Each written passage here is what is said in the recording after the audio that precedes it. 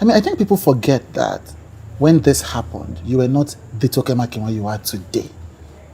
So I think when they think of this moment, like, hey, now she's the... I think it's also because of the strength, as I told you, because I didn't die.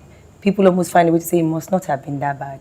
Because you didn't die. And people love that sort of stories. Like, oh, whatever happened to Chude? He couldn't do that show anymore. Yes. Oh, he had that scandal and he just couldn't recover from it. Yes. But if Chude bounces back 10 times harder than it used to be, people almost envy your strength. And instead of accepting the fact that, oh, I can learn a thing or two from this, it threatens their peace of mind. Yes. They understand Chude not being able to walk again because this crippled him. Because if it happened to them, that's what would have happened. Preach. So until you survive what I have walked in, don't comment on it.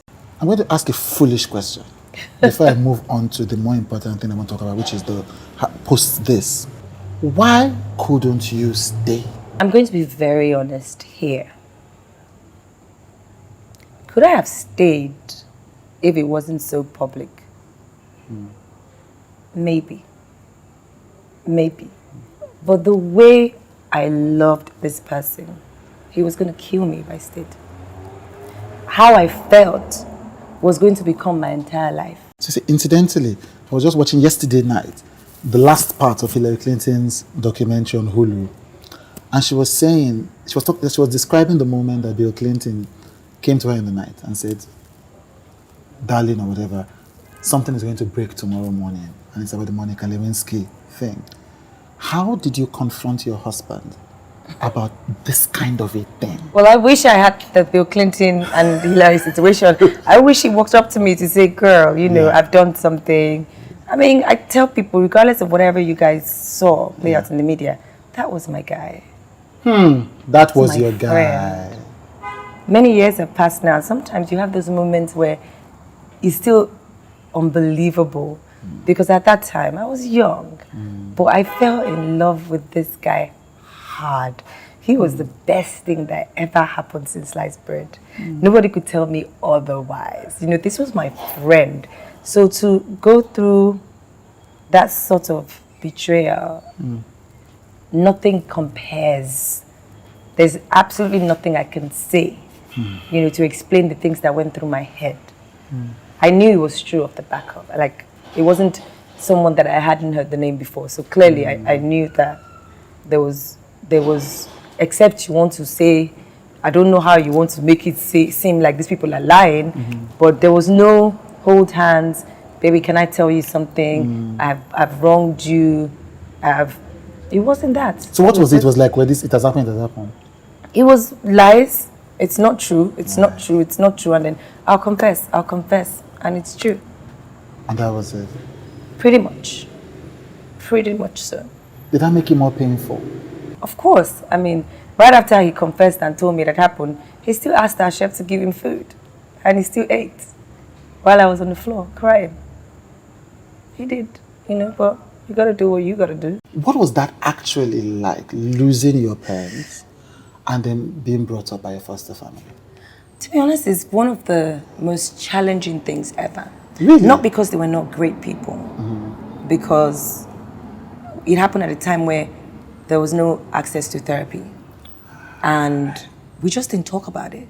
It was just a tragedy that happened. I know I need grief therapy. I've tried it. But there's also a conflict of, I don't want to bury that because that's all I've got.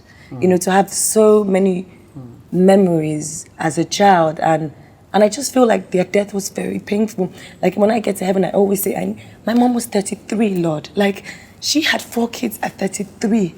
Like, how does she die at 33? I'm 36 now. And, you know, I don't have any kids, but I can only just imagine hours after the explosion, what went through her mind today, knowing that her life was never going to be the same and she might not make it, and having 4 children. Nobody can talk to me about what was going on in heaven that day. Clearly, the phone lines were not answered. Clearly, you know, these were people that called on you every single day. But over the years, I've come to appreciate their life. You know, it was short-lived, but God has been faithful. You know, when I got married, I held on to my last name, not because I didn't love my husband, but because I knew my dad was about to become something. That's why the book on becoming was very special. You know, he died on the way to becoming who he was meant to be. So whoever I marry, I'm still going to hold on to that name. I am so proud of what all of my siblings are doing. Every single one of them. You know, it's amazing to see that, you know, we didn't have parents, but we had guardians, you know, and my foster parents were amazing, but they were also grieving, you know, so it wasn't a home where we could easily talk about it. Yeah. You know what I mean? Yeah. Because back then, parents didn't believe in therapy. It was a tragedy, and it was just a silent rule. Yeah. You know, we lost them. Every year we would go to church and remember them, and she did the best that she could. Thank you for joining our YouTube channel. I hope you loved that video and you connected with it. Don't forget, please subscribe, please like, please share with your friends and family. Please comment. We love to see your comments, and to see the full versions, join our community right now. All past episodes on watch.withchude.com. Let's be human together.